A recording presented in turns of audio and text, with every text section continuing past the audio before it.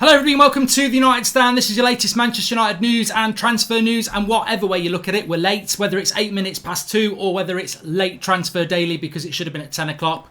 Thank you to Xander, everybody, for and everyone who was watching that this morning. But I am here now with the latest transfer daily. A little bit late this afternoon because, as is typical, I was just about to go live, and some people were saying Donny van de Beek to Manchester United is done, and I was like, oh, United have announced the official deal then. And then no, it's not. It's a couple of outlets saying that the deal was done, and it's like slow sports news. The deal was done last night. He did the medical last night. He's done. It's about when they're going to officially announce it now. It's been done for bloody ages. This is the problem with some of the British press. They're so bloody slow that you almost get trapped yourself by when they say done. They're like, oh, is he holding up the shirt? They're not holding up the bloody shirt yet. It's just they're so bloody slow. Anyway, look, let's get into it. We're going to be talking about Thiago because Manchester United are in a genuine battle for Thiago with Liverpool. Now, Liverpool are very much the favourites here, and Christian Falk has given an update over lunchtime to say that Liverpool are negotiating with Thiago. Manchester United are yet to make a bid. Now, whether we will make a bid or not, there was an interesting, Jan Fjortoft, who we've had on the show, again, I think he's having a good transfer window in relation to the sources he has. He's saying it's a battle between two old English rivals, between Manchester United and Liverpool. And I think what I would say about the Thiago thing is that if Liverpool get him, they will rub it in our faces and say he chose us, which he probably actually will do. But the financials are going to be the thing that really rings true here. The financials will be the thing, because £200,000 a week is a lot of money. I think I said it last night for Liverpool to pay.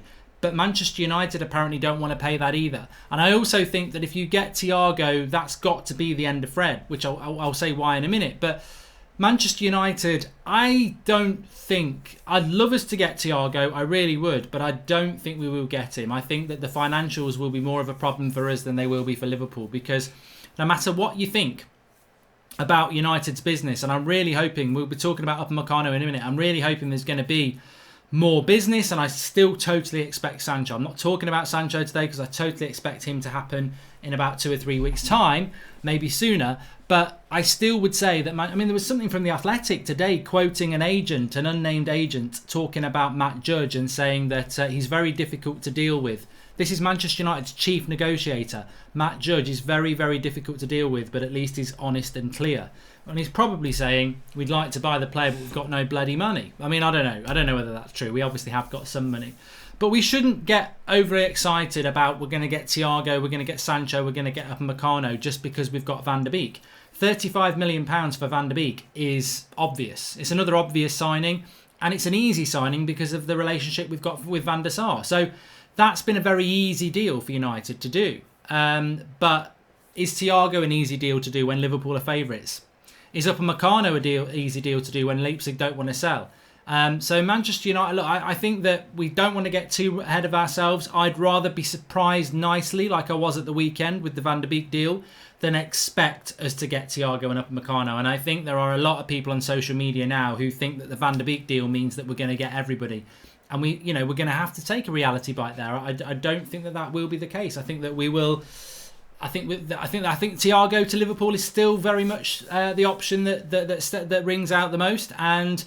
But definitely, I think Manchester United are in there. I think they're talking, and I think that if Liverpool show an inch of a gap for United to slip into, I think we will. I think we're lubed and ready, and I think that I just wonder.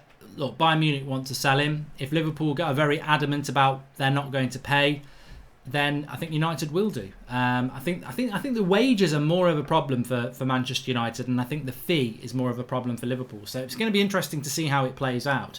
I'd still like him. Mark, what's your thoughts on about Smalling? Says Ayol. Well, Chris Smalling is back training with Manchester United.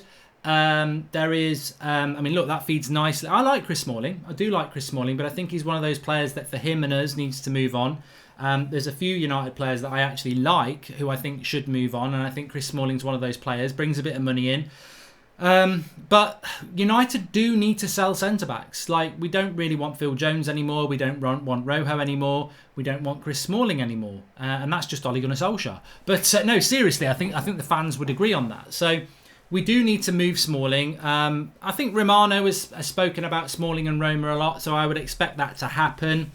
I read Manchester Evening News this morning was saying that Roma's interest has stopped since the Europa League debacle where he couldn't play for Roma in that. But Romano is saying something very different. So I would expect, there's going to be people who want Chris Smalling. He was one of the best centre-backs in Italy last season. So there will be people who want Chris Smalling, whether it's in Italy, whether it's in England. We will get our money for Smalling. I wouldn't be surprised if he went to Everton, to be honest with you. So we'll get the money for Smalling. And then you're looking about what the centre-back is going to be. Now, there was talk this morning in the Times that United are going to bid 37.5 million for Upamecano. If we can get Upamecano for 37.5 million, I think we're all going to go, yes, that's a great, great deal. I, at the moment, am a little bit where I was on Saturday night when the Van der Beek deal came through, and I'm going to be consistent. I'm just not confident at the moment. There's not enough out there. And remember, with the Van der Beek deal on Saturday night, I was like, it just doesn't feel right at the moment. It feels too quick for United. And then the tier 1 people, the Romanos, said it's on, and that's what happened. So maybe there is a Romano tweet about Upamecano to come, and then we can really get behind it. But for me, the Daily Mail and the Times, it's not enough for me to really genuinely think that we're in for Upamecano. So at the moment, I just don't think that it's happening. Ryan Crooks, I think Donny van der Beek is a good rotation box-to-box player, but in games against the bottom half teams, we could use him and Pogba and Bruno to attack more. Need a pure CDM. Thoughts, says Ryan Crooks. Well, maybe Thiago could be the player that offers up that. But let me just read you this. I put this on Twitter today. It was basically a thread about centre-backs on the move. And there's 3 very interesting stats here, which are, look, you make your own mind up. People read different things. So basically, successful defensive actions per 90 minutes. This is not the top 5 in Europe. This is just 5 players that I picked, and you'll know why. So successful defensive actions per 90 minutes. Number 1, Upamecano, 11.7. Number 2, Koulibaly, 10.1. Aki, third, 10.1. Gabriel, 9.6. Badiashile, 9.4. So Upamecano has more successful defensive actions than all those other players. Aerial duels 1. Number 1, Badiashile, 65%. Number 2, Gabriel, 65%. Number 3, Upamecano, 61%. Number 4, Koulibaly, 58%. And Aki is last with 48%, which is crap.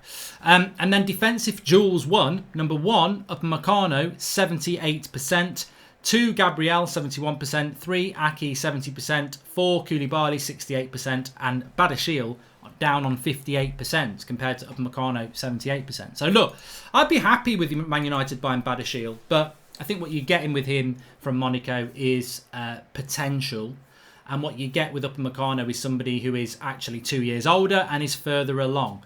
Do you go for Badiashile, who is probably a little bit cheaper, could end up being a bit better? Or do you go for Upamecano, who is quite clearly one of the best up-and-coming centre-backs in the world at the moment? 40 million for Upamecano, 25 to 30 million for Badiashile. And that's the choice that United have got to make. Fabrizio Romano, as Xander said this morning, has said that Manchester United are on the lookout for a good centre-back if they become available. Well, I don't think that's a problem. I don't think availability is a problem. I think these players are available. I think the next line should have been Manchester United are looking for a centre-back if it fits their budget for a centre-back. Because there are centre-backs out there. There is Upamecano, there is Badiashile, there is Pau Torres, there was Gabriel. And you just wonder, did United back off Gabriel because they wanted something a little bit more proven? And Upamecano is more proven than Gabriel and Badiashile and Torres. The only issue with Upamecano for me is that he tends to play in a back 3 a lot more with RB Leipzig. He's also had quite a bad recent injury history. And it's not horrific. It's not horrific by any means, but he has been injured quite a bit for somebody who's in his early 20s. So I just don't feel Upamecano. I understand why everybody wants him. Obviously, he's not left-footed, but look, Harry Maguire's been playing as a left-sided centre-back anyway, so, we could do that again next season. You could pay Upamecano as the left-sided centre-back. Ideally, you want a left-footer, but, it can be done with 2 right-footers. We've seen it done before. So, look, I don't know where it's going to go with the centre-back situation, but rest assured, United are definitely looking at centre-backs. At the moment, I don't want to pour water on the flames of people's Upamecano hopes, but for me personally, there's not enough out there for me to genuinely think we're in for him. I just don't think the Times and the Daily Mail are sources that tend to be first and right about Man United, but they might be.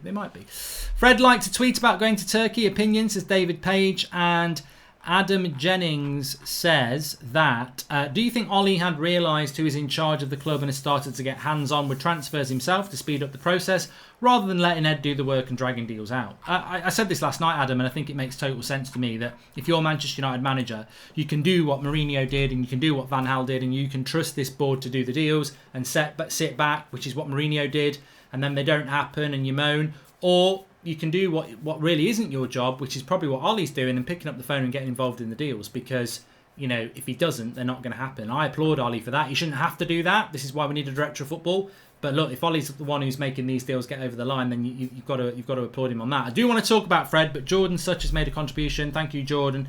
I really want us to get Thiago. Always enjoyed watching him for Bayern, and when it comes to wages, we paid Sanchez. God knows what a week, and he was already on the decline at Arsenal. Thiago isn't on the decline. And Revan says, we need to get rid of Lingard, Pereira and Juan Mata, not Fred. If we sell Fred, I'll be pissed off. Well, look, I tweeted this out about half an hour ago. If United do get Thiago, and, you know, I'll say this, United are in discussions with Bayern Munich. Liverpool are the favourites, but United are in discussions. And the way these cards fall could end up with United getting Thiago. If we get Thiago, I think that is going to be the end of Fred. There is a feeling within Manchester United that it will be the end of Fred. And I like Fred. I prefer Fred to McTominay. But Ole Gunnar Solskjaer doesn't. And Manchester United Football Club in the coaching staff doesn't. They prefer McTominay. And they've never really taken to Fred. He's been given opportunities, but when it comes to it, when people are fit, Fred goes out the team. You know, they even tried McTominay ahead of Fred as the CDM, didn't they? And it didn't work, so they went for Fred.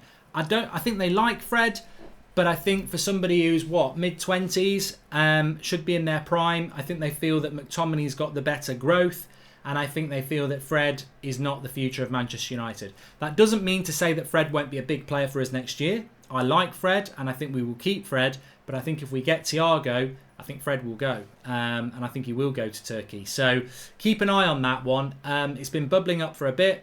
And there is a feeling that Fred could be going. So, I mean, look, I agree with that previous comment. Why is Fred going when Mata, Pereira, you know, Phil Jones, Marcus Rojo, Dalot, there's loads of other players that should be going ahead of a player that actually, for me, was one of our players of the year last year. But I think it comes down to probably his age, his value, and I just don't ever feel that Ole Gunnar Solskjaer has been a huge believer in Fred. I think he's used him, and I think he's done a good job for him at times, but when push comes to shove, it seems to me that Fred's always the one who gets shoved out the team. I mean, if you look at lockdown, the team that was doing really well was Bruno, Fred, and Matic, I think it was. Come out of lockdown, he dropped Fred and Matic. So, you know, there was no loyalty there from Ollie. And I think that's the thing. I think Ollie likes Fred, but I don't think he totally trusts him. So maybe that will happen. I bet they're both less injured than Shaw is every other day, says Mike. And, but look, I can see in the live comments that Fred is a fan favourite. He is. I like Fred, but at the end of the day, I suppose if you want to win titles, I always say you've got to be ruthless and aggressive in your transfer policy. And look, getting rid of Fred would be ruthless, and nicking Thiago from Liverpool would be aggressive. So I can't be a hypocrite and say, you know, save Fred. The reality is, I mean, look, how old? Let me just have a look. Fred, Man United. So Fred's 27. I mean, look. Fred's 27, Thiago's 29. You know, as Wahili says there, Fred's got to, when you look at it like that, if you've got a choice between Fred at 27 and Thiago at 29, I mean, come on. The only thing stopping you saying Thiago is sentimentality, isn't it? I really like Fred, but Fred at 27 and Thiago at 29, you know what you've got to do if you've got that choice. But look, it may not come to that. I still think Liverpool have got to be firm favourites for Thiago, and if we don't get Thiago, I think we'll keep Fred. I think, you know, it's not, football's never cut and dry. If you can get something better in a position, you might do a deal, but if you can't, then, I mean, look, the way United would probably look at it is this, and I'd say this to you. I think United are very happy with Van der Beek. I think they will get Sancho and they'll get a centre-back, and that will be their business done. However, if you have a situation like this, where somebody says we can get Thiago for 25 million quid, and there's a club from Turkey who want Fred for 25 million quid, the age difference is only 2 years, you're going to do it. I mean, you've basically just done a swap deal. It's just Fred goes to Turkey, Thiago comes to us from Bayern. You've got to do that deal, haven't you? But I think if we don't get Thiago, I don't think Solskjaer would go, well, let's still get rid of Fred. I don't think it's like that. I just think it's more about if that Thiago thing becomes available, yes, Fred can go to Turkey. If he doesn't, we'll keep Fred. And I think everyone will be happy. So let's see. I'd miss Fred, but he doesn't seem like someone who wants to be a squad rotational player. It's a shame if he does go, but Thiago is hard to say no to, says Dylan. And also, hey Mark, you confident on Sancho? Are you confident we're going to get a centre-back, says Jerome T. Green. I get asked this so much. I'm very confident on Jadon Sancho, yes. And do I think we're going to get a centre-back? I think we will, yeah, I do think we will. I don't know who. I don't think it's Upamecano. Look, what I want to say about the Upamecano thing is I've said on Twitter I don't believe it. And everyone's like, oh, you're so bloody negative. He's brilliant. I've never said he's not brilliant. And I've never said I don't want him.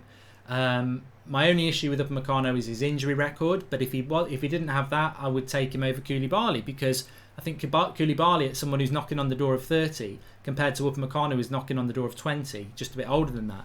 You're going to do that deal. United can get 40 to 50 million for Fred, while Thiago we get for 25 million. 50 million profits to spend on Sancho or a centre-back, says Vinny. I doubt very much that we would get 50 million for Fred.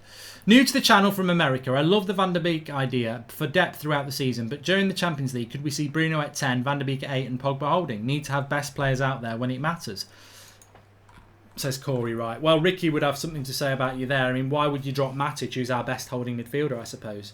So, yeah, that would be a weird one to... Oh, it's one to discuss, isn't it? But I still think that United do need to look at moving players out. And I think that's going to be very interesting in the back arse of September. I think that's when we're going to start to move a lot of players out. Dan Weston says, thing with Fred is he historically has demonstrated that he needs a run of games to be consistent. Realistically, he wouldn't be getting that with Van der Beek coming in. Makes sense to cash in. There's definitely... Dan's right. There's definitely murmurs and rumours around the club and Fred leaving. Swap Fred for Thiago, says Lloyd Christmas. I don't think Bayern Munich would want Fred. He's not that level. And which again, look, if we're absolute, I think we all like Fred, don't we? But if we're absolutely honest, would Bayern Munich want Fred? Would Man City want Fred? I know they did, but I don't think they would now. He's not been the player that we wanted him to be. I really like him. I think as a bench option, you look at this bench and you've got Fred, you're happy. He's not going to be a starter at United, is he? So if you can swap a bench player for a starter, even if that starter doesn't play... I mean, look, as I said before, people get lost in the fact that Van der Beek won't probably start games. He'll go on the bench. But to me, this is great, because if we get Sancho, Rashford or Greenwood goes on the bench. And if you get Thiago, Matic or Thiago goes on the bench. So straight away, our bench, which we all agree is not good enough, if we do these signings, next season you could have Van der Beek, Greenwood and Thiago on the bench. Or Matic is on the bench and Thiago starts. Or Bruno's on the bench and Van der Beek starts. Or Rashford's on the bench and Greenwood starts. So that's what we're trying to do here. We're trying to build a really good squad. And of course, if we get a centre-back, Lindelof's on the bench as well. So you've got 4 very good players on your bench there. Whereas at the end of last season, we had a very poor bench, didn't we? So that's what we're trying to do. We're trying to build a squad here. And... it's exciting. I think United have got an opportunity to do it. My only concern with Thiago is that we are competing with a club and we don't seem to be very good at competing with a club. I know there was rumours that Spurs and PSG and Man City were interested in Van der Beek and United moved quickly. I don't really believe that. I don't. I think that the team that wanted Van der Beek was Real Madrid, but they didn't have the money. So I think we had a clear path at it, to be honest. But we will see. On Van der Beek, by the way, the official announcement of Van der Beek, obviously we're waiting to do the video on that for the quotes and everything, and it's a tradition to do an announcement video for a new signing, of course. It could happen any minute. There's a talk of it happening this week, but I don't know how United are going to do it, because the deal is done, the medical is done, the deal is done with Ajax, the player is a Manchester United player, effectively. It's just not officially been announced yet. So I'm surprised. I half expected it last night, because he could have done it last night. I've been expecting it all day. They might wait till next week, but I'm sure they're going to do it at some point this week, because it just makes sense to do it. But of course, he's part of the Dutch setup, isn't he, for the internationals? We get all our transfers, targets, sell the Deadwood next season, could be interesting. Phil Jones could survive the apocalypse, get rid, says Anthony White. And Mark, have you been surprised we haven't been in for Ndidi, says Jordan Such? No, only because he's not available. And Mark, we will give you Holding, Mustafi and 10 million for Bailly as Arteta develops players and we have a better medical setup. I tell you what, Zane, if Arsenal want to buy Eric Bailly, he's a player we've been sleeping on, really, haven't we? Eric Bailly is a player that you could probably get 15 to 20 million for. And again, I think Eric Bailly fits into that Fred category with Ollie. I think he's a player that Ollie likes, but doesn't trust when everybody's fit. He's not a starter for Ollie. So maybe, but I've not heard anything about Eric Bailly leaving. So I think Eric Bailly will be here next season. But he's never going to be a starter for United. So yeah, you wonder what the future is. Thiago, Pogba, double pivot could be vulnerable in our current system. If we find a way to keep possession more, they will completely rule the midfield, says Gustav. And Mark, do you think Messi leaving Barca can lead to Barca going for Sancho? How confident are you about Sancho deal from 1 to 10, says Pratik? I'm 9 out of 10 that Manchester United will get Sancho. And I don't see how Messi leaving Barcelona means that they can sign Sancho, because the thing that goes in United's favour, stopping anybody going for Sancho other than us, is that the reason this deal's not been done is because United don't want to pay the instalment plan that Dortmund want, which is around 80 to 90 million pounds up front and then another 30 or 20 next summer. Well, Barcelona, Liverpool, Real Madrid, they don't have the 90, 80 million to give to Dortmund. So I'm sure Barcelona would like to buy Messi. And maybe a situation could develop where Barcelona suddenly find 90 million because Messi's gone and they realise they've got to do something. Maybe United might want to move a little bit quicker on the Sancho deal. But I think Sancho wants to come to Manchester. Well, I know Sancho wants to come to Manchester United. He wants to come to the Premier League. And Manchester United have got the money to do it. Barcelona don't have the money to do it. Barcelona is a bloody nightmare for a 20-year-old to go and play when that void, that vacuum of Messi. I think things are going to get worse at Barcelona than they already are. So I'm not fearful of Barcelona at this moment in time, and I'm very confident that Manchester United will get him. So yeah, I've got to go and do my career mode. I've just remembered it's meant to start at 2:30 on That's Football, so I better stop and start. But we will be back if there's anything breaking, whether it's the official Van der Beek deal, whether it's around Thiago, and of course we'll be live at 8 o'clock tonight. So make sure you subscribe if you're new. Transfer Daily quick roundup at lunchtime. Subscribe if you're new, bottom right hand corner. Smash a like on the video, and thanks everyone for tuning in and supporting the channel. And if you want to watch me playing a bit of FIFA, Mark Goldbridge, That's Football. I'll be about 5 minutes.